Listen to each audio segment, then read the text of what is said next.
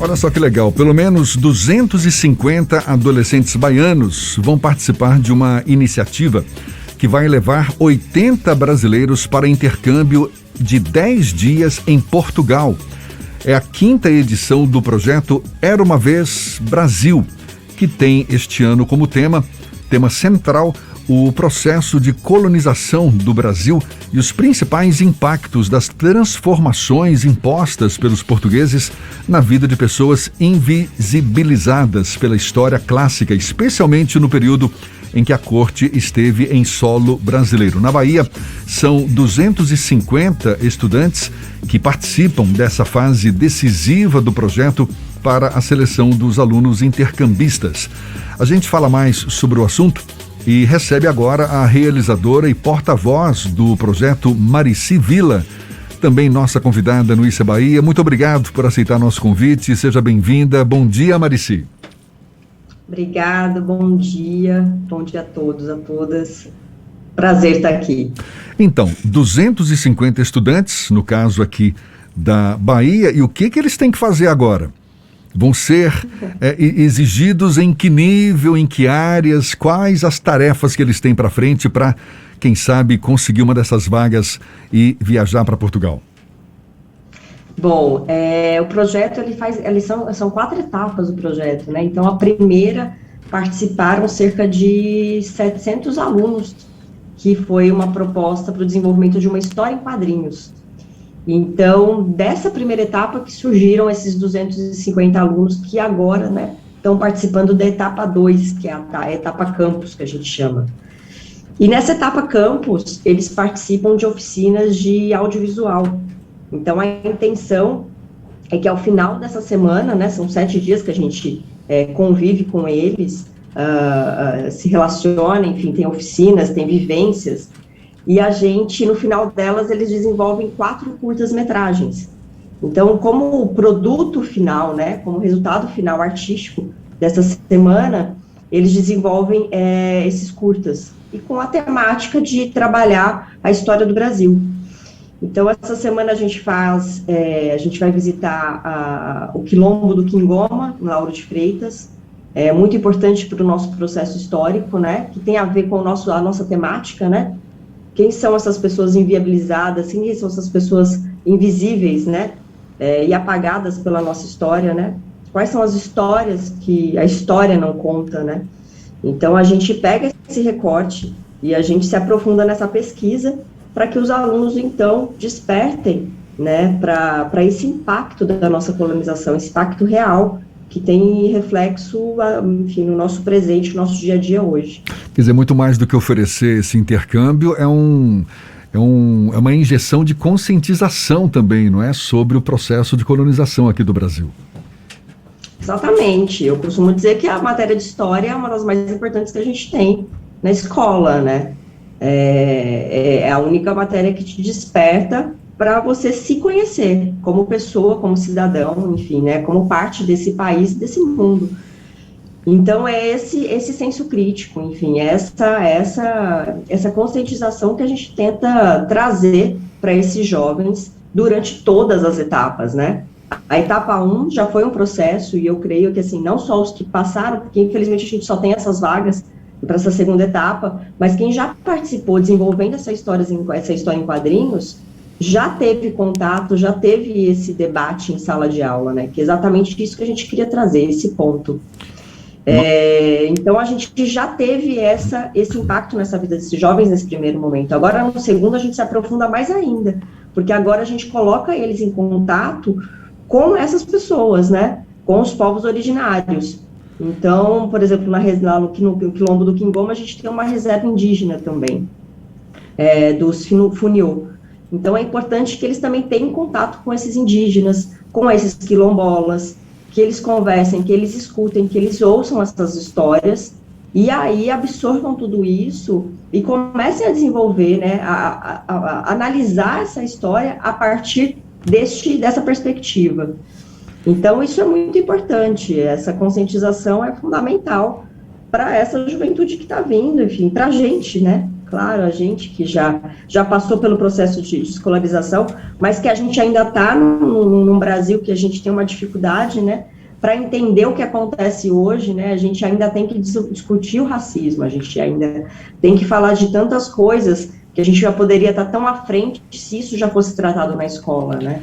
Marici, Então, esses estudantes, eles são da rede pública ou privada de ensino, e quantos vão efetivamente para Portugal? Essa seleção tem 250, mas é uma segunda etapa, etapa final, e que não é só em Salvador, né? Tem outras cidades do Brasil. Como é que funciona essa última parte para saber quantos vão efetivamente fazer essa viagem até uma parte das nossas origens? Pois é, são só alunos de escola pública, essa é o nosso público-alvo. São alunos de escola pública de 8º e 9º ano, em especial esse ano por conta da pandemia, que a gente teve que juntar os 2 anos, e vão para Portugal cerca de 80, 90 alunos, incluindo os professores, né? Os professores dessas redes também. A gente faz uma seleção entre os professores. Da Bahia, a gente está com Salvador, Mata de São João e Jacobina. Deve ir, provavelmente, uma média de 30 a 40 alunos da Bahia. Então, esse número a gente fecha depois que finaliza essa etapa, né, de acordo com as vagas. Mas, provavelmente, são essa quantidade de alunos que segue para a gente fazer esse intercâmbio, que é onde eles apresentam esses produtos culturais que eles desenvolveram aqui, que são as histórias em quadrinhos e são os curtas-metragens, né, que a gente exibe lá para os alunos também da Escola Pública de Portugal, porque a intenção é promover realmente o intercâmbio e a troca, né, de perspectivas. Como é que os portugueses também estão vendo essa história hoje? Então, isso é muito importante, como o projeto também trabalha todas as etapas, né, e como ele alinha, né, como que a gente vai se apresentar, como é que a gente vai abrir esse diálogo, e como que a gente vai evoluir e entender essa perspectiva hoje, né. O projeto é apadrinhado pelo Laurentino Gomes, o autor de 1808, 1822 e 1889, Escravidão volume 1, volume 2. É isso mesmo? Isso. Laurentino é o padrinho do projeto desde 2016. Ele teve com a gente, inclusive, aqui em Salvador, na Bahia. A gente teve também nesse programa, na oportunidade. Depois, em 2017, também, ele teve com a gente presencialmente também, viajou com a gente para Portugal. Enfim, foi o nosso guia lá em Portugal em alguns pontos, porque são pontos que ele cita no livro 1808, né? São as passagens, enfim, foram os pontos também de pesquisa do livro dele. Então, foi muito legal. 2018, ele não pôde estar presencialmente, porque ele já estava na pesquisa da próxima trilogia, né? Que ele lançou agora, e que deve lançar agora o volume 3, agora em 2022, mas ele está com a gente em todo o processo, enfim, até hoje, né, e Escravidão é um livro que vem também para consolidar e mostrar a importância da temática para nós hoje, né, a gente precisa falar da escravidão, se a gente quer falar do Brasil, a gente precisa falar disso. Não tem como deixar esse tema de lado, né? Marici, conta pra gente, lá em Portugal, uma vez os estudantes já selecionados, indo para Portugal, quais os caminhos que eles devem percorrer por lá para consolidar, digamos assim, esse contato com a nossa história? Bom, a gente começa visitando o Centro Histórico, né, de Lisboa. A gente faz uma visita ao Centro Histórico e aos principais pontos, né, os pontos onde os navios saíam, né, as caravelas saíam para os descobrimentos, né, que é outro termo que a gente desconstrói, né, para as grandes invasões, né, portuguesas. E aí a gente faz essa visita começando pelos portos. Depois a gente vai para Palácio de Mafra, Palácio de Queluz, né, onde morou e viveu Dom João, Carlota Joaquina, né, nesse período. Visitamos o Palácio da Ajuda, que é tem um arquivo, uma biblioteca enorme lá, onde os grandes documentos, assinaturas, enfim, foram realizadas ali, né, era um palácio muito do dia a dia de Dom João, né, que estava dentro de Lisboa, né, diferente de Mafra, que era mais afastado, ficava em Mafra, 30 quilômetros de Lisboa.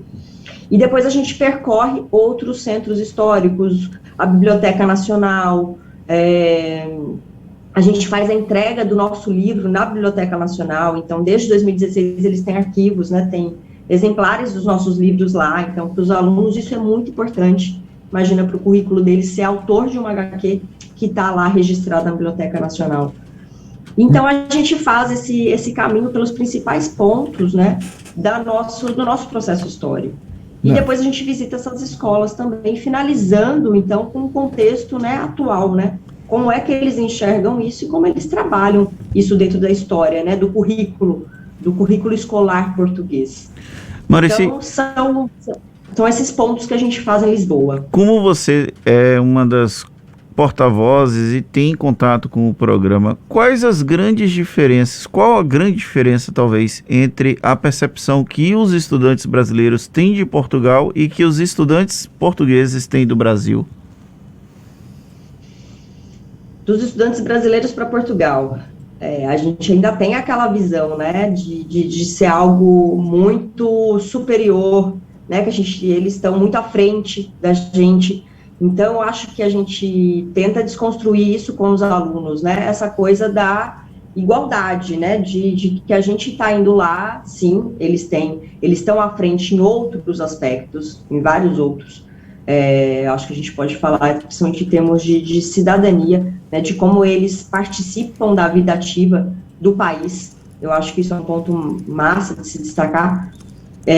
Mas em termos eu acho que a principal questão que a gente tem que trabalhar é a questão da autoestima, né? Os alunos chegam pra gente chegam lá, né, será que, tipo, né, eles vão se interessar pelo nosso tema? Será que, né, o que vai acontecer? Então, a gente tem esse cuidado de trabalhar esse processo com eles e eles chegarem lá no nível, olha, estamos no mesmo nível para dialogar, né, tudo isso.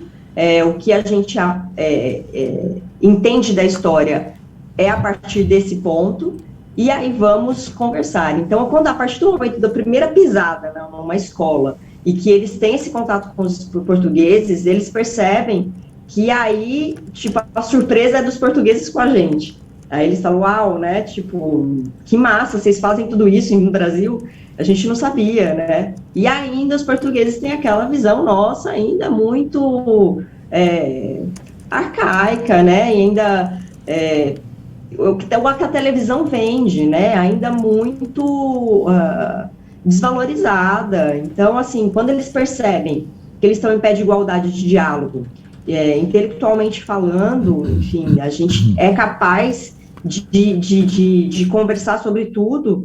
Nossa, aí a perspectiva muda. E aí, como eles recebem, a gente também já muda, né? Nossa, né? Preciso voltar, preciso chamar a professora aqui para mediar esse diálogo.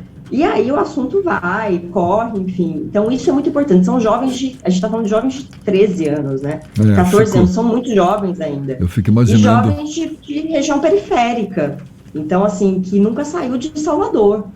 Então, a gente tem situações que nunca andaram de avião, imagina. Tem aluno que nunca viu a praia, morando em Salvador. Então, assim, são situações que eu falo, a gente de classe média, a gente precisa sair da nossa bolha, porque é surpreendente.